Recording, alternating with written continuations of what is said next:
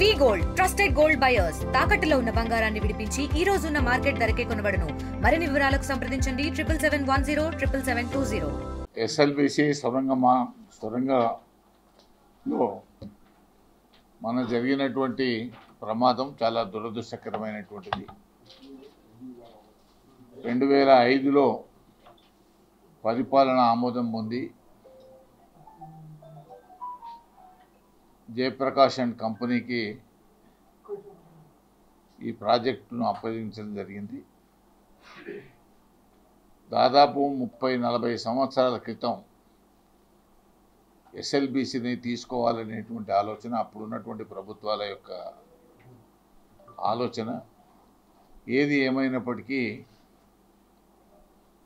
Srisailam back water నుంచి సొరంగ మార్గం ద్వారా నీళ్లు తేవాలనేటువంటి ఆలోచన ఒకవైపు, రెండవ వైపు లిఫ్ట్ ద్వారా తేవాలనేది రెండవ. 95లో చంద్రబాబు నాయుడు గారు ముఖ్యమంత్రిగా ఉన్న సందర్భంలో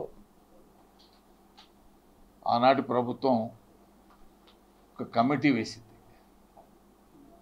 ఆ కమిటీలో నర్రా రాఘవరెడ్డి గారు, నంద్యాల నరసింహారెడ్డి గారు, బద్దు చవాన్ గారు, ఉజ్జయిన్ నారాయణరావు గారు, రామ్మూర్తి యాదవ్ గారు, మేము ఆరుగురం. అప్పుడు ఆనాడు నేను ఆంధ్రప్రదేశ్ డైరీ అధ్యక్షుడిని, వాళ్ళ 5 ఎమ్మెల్యేలు.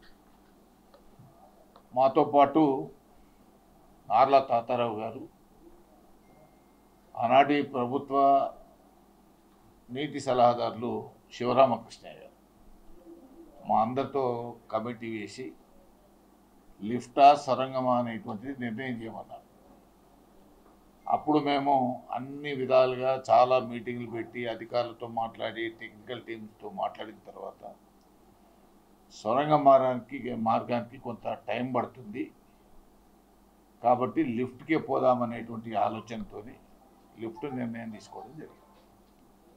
ఆ తర్వాత ప్రతి నెల రివ్యూ చేస్తూ బిహెచ్ఈఎల్కు మోటార్లను అప్పగిస్తూ, అది కూడా అప్పటికి ఎలక్ట్రిసిటీ బోర్డు డివైడ్ కాలేదు, ఆంధ్రప్రదేశ్ ఎలక్ట్రిసిటీ బోర్డుగానే ఉంది.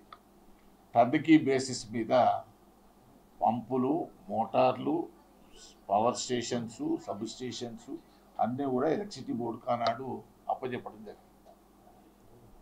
ఆ తర్వాత మెయిన్ కెనాల్ పూర్తి చేయడం, 2000లో మొదటి మోటార్ను బిగించడం, ఆ తర్వాత 2002లో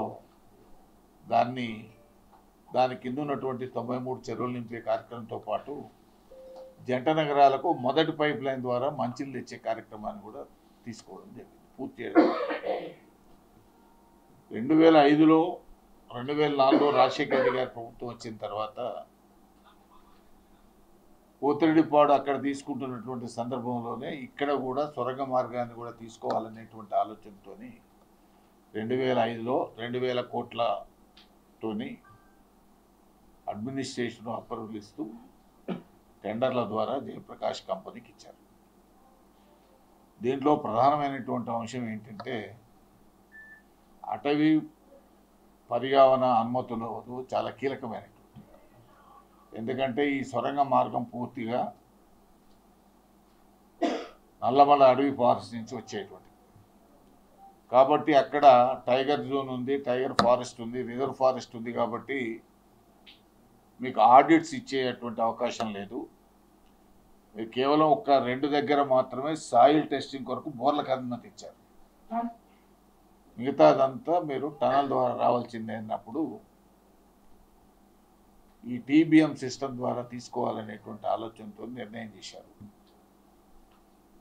43.45 కిలోమీటర్లు దాదాపు ఒకే సొరంగ మార్గాన్ని టేకప్ చేయడం, దాంట్లో దాదాపు 34.5 కిలోమీటర్లు పూర్తయింది. ఒకటి ఇన్లెట్, ఒకటి అవుట్లెట్. ఇది అవుట్లెట్ 20 కిలోమీటర్లు అయింది, ఇన్లెట్ దాదాపు 13.5 కిలోమీటర్లు.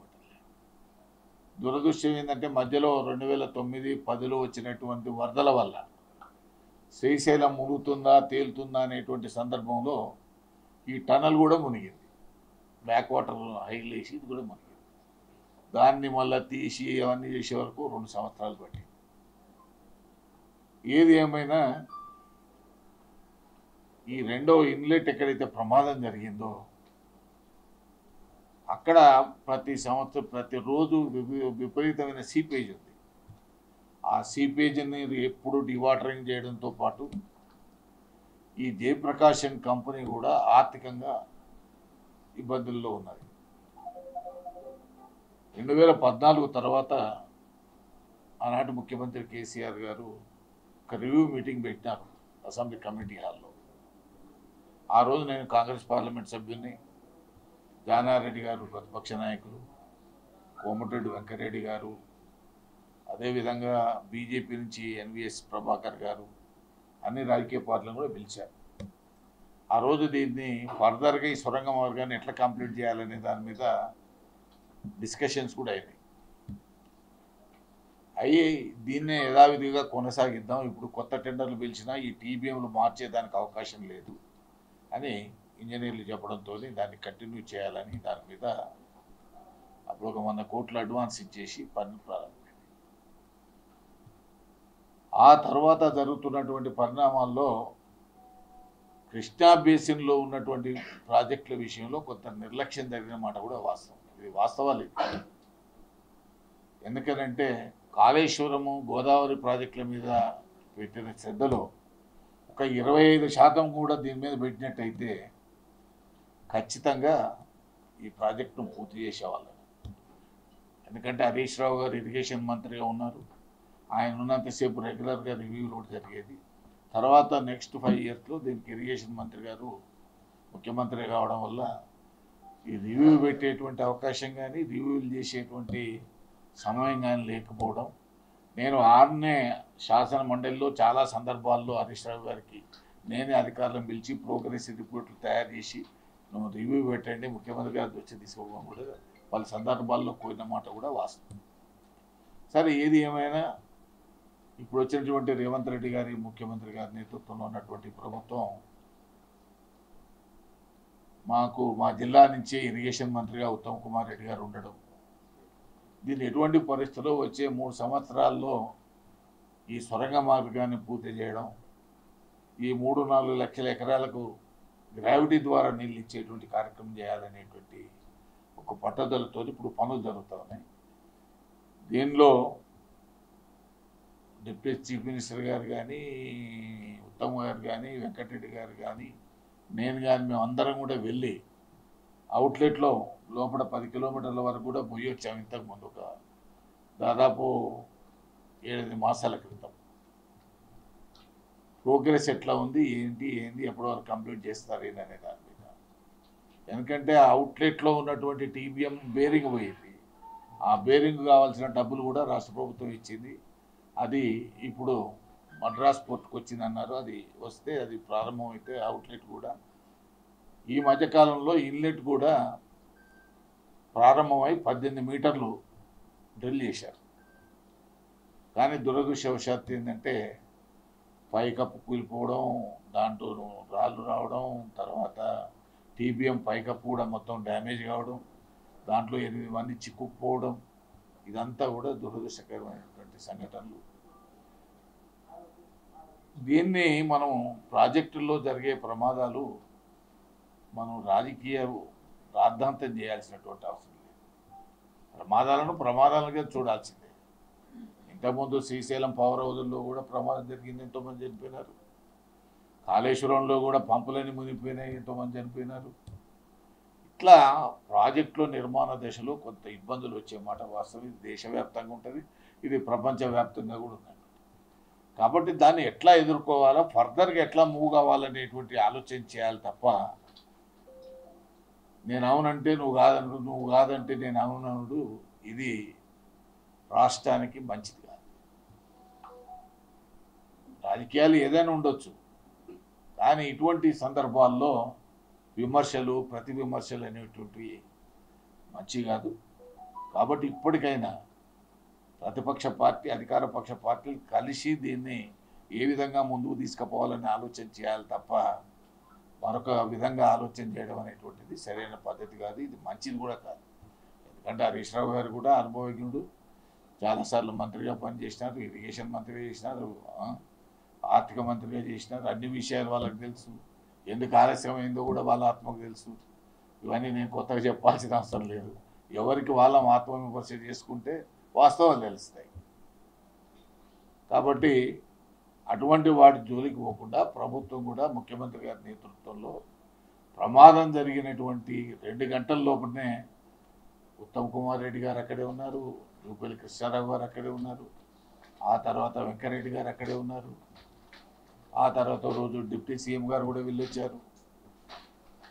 ఎంతమంది రాజకీయ నాయకులు ఎక్కువ పోతే అక్కడ పని డిస్టర్బెన్స్ ఉంటుంది. మన అందరి యొక్క లక్ష్యం వాళ్ళ ప్రాణాలు కాపాడాలని కదా. కాబట్టి వాళ్ళ ప్రాణాలు కాపాడే కార్యక్రమంలో ఎవరు పోయినారు ఎవరు పోలేదనే సమస్య కన్నా అక్కడ పనులు జరుగుతున్నట్టు. ఎందుకంటే ఆర్మీ పనిచేస్తుంది, నేవీ పనిచేస్తుంది, ఎన్డీఆర్ఎఫ్ఐలు పనిచేస్తున్నారు, ఎస్డీఆర్ఎఫ్లు పనిచేస్తున్నారు, జియాలజికల్ సర్వే వాళ్ళు పనిచేస్తున్నారు, రైల్వేకి సంబంధించిన వాళ్ళు పనిచేస్తున్నారు, సింగరేణి వాళ్ళు పనిచేస్తున్నారు. ఇన్ని రకాల ఎక్స్పర్టీస్ ఉన్నటువంటి టన్నల్స్లో ప్రమాదాలను ఎదుర్కొన్నటువంటి పలు సంస్థలు వీటిలలో పనిచేస్తున్నాయి. కాబట్టి దాన్ని మనం ఏ రకంగా వాళ్ళు సక్సెస్ కావాలో, వాళ్ళు ప్రాణాలతో బయటపడాలనేటువంటి ఆలోచన విధానమే ఉండాలి తప్ప విమర్శల వల్ల వచ్చేది లేదు. ఎందుకంటే ఇది మా జిల్లాది కాబట్టి నేను మాట్లాడుతూ ఉన్నాను. ఎంతో ఆశతో తెలంగాణ నల్గొండ జిల్లా ప్రజలు ఉన్నారు. ఈ ప్రాజెక్టు వల్ల గ్రావిటీ మీద నీకు హైదరాబాద్ మంచినీళ్ళు ఇచ్చేటువంటి కార్యక్రమం. దీంతో నల్గొండ జిల్లా ఫ్లోరైడ్ ఎఫెక్టెడ్ ప్రాంతాలకు గ్రావిటీ మీద నీళ్ళు వచ్చేటువంటి అవకాశం.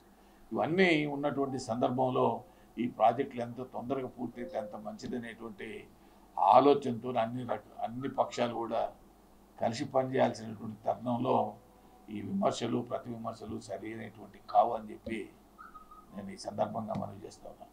అదేవిధంగా మీకు సంవత్సరానికి ఏ టైంలో ఎంత డ్రిల్లింగ్ అయింది అనేటువంటి విషయాన్ని కూడా మీకు ఆ రిపోర్ట్ కాపీ ఒకటి మీకు ఇస్తాను అందరికీ. ఎప్పుడు 2008-9 నుంచి డ్రిల్లింగ్ స్టార్ట్ అయింది, అప్పటి నుంచి నేటి వరకు జరిగినటువంటి ఇవన్నీ కాపీలు మీకు అందజేయడం జరుగుతుంది.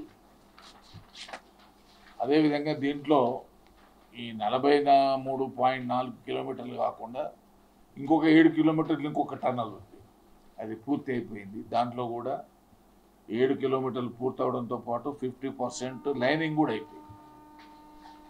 తర్వాత నక్కలగండి రిజర్వాయర్ 7.4 TMC ఉంది, అది కూడా 95% పూర్తి అయిపోయింది.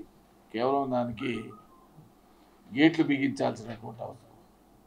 ఆ తర్వాత పెళ్లిపాకల రిజర్వాయర్ ఉంది. దీని తర్వాత ఈ టన్నలు, సెకండ్ టన్నలు, నకలగండి తర్వాత సెకండ్ టన్నల్ వస్తుంది. సెకండ్ టన్నల్ తర్వాత 14 కిలోమీటర్లు ఓపెన్ కెనాల్ ఉంటుంది. ఓపెన్ కెనాల్ డైరెక్ట్గా పెళ్లిపాకల రిజర్వాయర్కి పోతుంది. ఆ పెళ్లిపాకల రిజర్వాయర్ 2.2 TMC కెపాసిటీకి పెంచినారు. అది ఆ కాంట్రాక్టర్ బ్యాక్అవుట్ అయిపోయినాడు, అది అక్కడే ఉంది. ఇప్పుడు కొత్తగా టెండర్లు పిలవాలంటే 1200 కోట్లతోని టెండర్లు పిలవడానికి సిద్ధంగా. కాబట్టి ఇవన్నీ పూర్తి చేసుకునే వైపు మనం ప్రయత్నం చేయాల్సినటువంటి అవసరం. నేను ప్రభుత్వానికి కూడా చాలా సందర్భాల్లో విజ్ఞప్తి చేస్తూ ఉన్నాను, చెప్పినాను కూడా. ఆన్గోయింగ్ ప్రాజెక్టులకు టాప్ ప్రియారిటీ ఇవ్వండి. ఈ ఆన్గోయింగ్ ప్రాజెక్టులన్నిటి కూడా మనం పూర్తి చేస్తే ఇబ్బందులు ఉండవు. ఎందుకంటే ఎస్ఎల్బిసి సొరంగ మార్గం కావచ్చు, కల్లకుర్తి నెట్టంపాడు భీమా కావచ్చు, అదేవిధంగా గంధమల్ల ప్రాజెక్టు కావచ్చు. గంధమల్ల ప్రాజెక్టు టెండర్లు పిలిచి అగ్రిమెంట్ అయ్యి 6 సంవత్సరాలు, కానీ 1 ఎకరం కూడా భూసేకరణ జరగలేదు.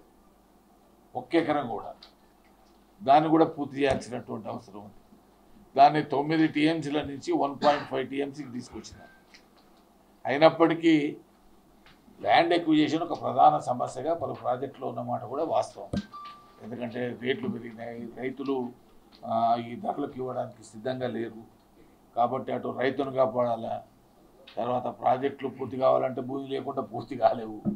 కాబట్టి ఎన్ని పలు సమస్యలు ఉన్నమాట కూడా వాస్తవం. ఏది ఏమైనప్పటికీ గౌరవ ముఖ్యమంత్రి రేవంత్ రెడ్డి గారు కానీ ఈ ప్రభుత్వం కానీ ప్రత్యేకంగా ఆన్గోయింగ్ ప్రాజెక్టులను పూర్తి చేయండి అనేటువంటిది నాకున్నటువంటి అభిప్రాయాన్ని మీ ద్వారా కూడా తెలియజేస్తాం.